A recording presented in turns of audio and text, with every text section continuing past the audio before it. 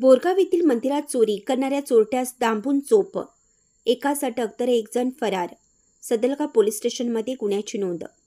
बोरगाव येथील फिरखंडावर मळा परिसरात असलेल्या ग्रामदैवत श्री अरण्य सिद्धेश्वर मंदिरात चोरी करत असताना दोघा चोरट्यांची नागरिकांना चावल लागताच झालेल्या चकमकीत एकास पकडण्यात नागरिकांना यश मिळालं, तर एकाने तेथून पलायन केलं असल्याची घटना बुधवारी मध्यरात्री 2:30 सुमारास घडली.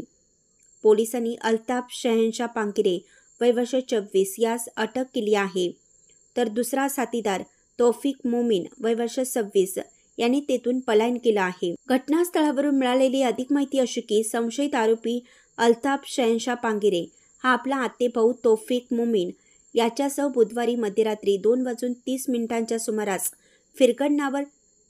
फिरखंडावर मळ्यानजीक असलेल्या श्री अरण्य सिद्धेश्वर मंदिरात घुसले होते. चोरीच्या निमित्ताने आलेल्या या चोरट्यांनी सोबत आणलेल्या साहित्याचा वापर करून दरवाजाची तोडफोड करत मंदिरात प्रवेश करणार, तोपर्यंत सतर्क असलेल्या नागरिकांना सदरची घटना लक्षात आली. त्यांनी शेत वस्तीतील आजूबाजूच्या शेजाऱ्यांना तातडीनं बोलावून या चोरट्यांना पकडण्याचा प्रयत्न केला. त्यातून चालाकीने एकाने पलायन केलं, तर एकास मंदिर परिसरात डांबून घालून जमावाने चांगलाच बेदम चोप दिला.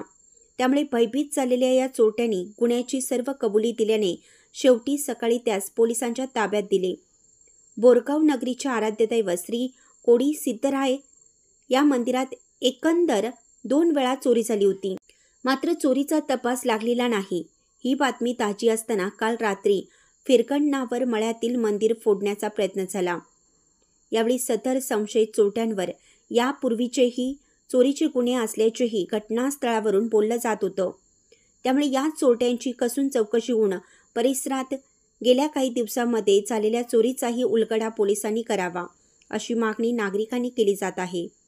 सदरची घटना वाऱ्यासारखी पसरल्याने गेल्या 1-2 महिन्यापासून परिसरात चोरीची जणू नवी मालिकाच सुरू असल्याने भयभीत झालेल्या जनतेने घटनास्थळी मोठी गर्दी केली होती.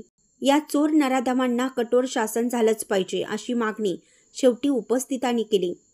घटनास्थळी सदलगा पोलीस उपनिरीक्षक शिवकुमार बिरादार यांच्या मार्गदर्शनाखाली पोलीस सहाय्यक हवालदार संतोष गौंडर महांतेश यांनी पंचनामा करून संशयित आरोपीस ताब्यात घेतलं.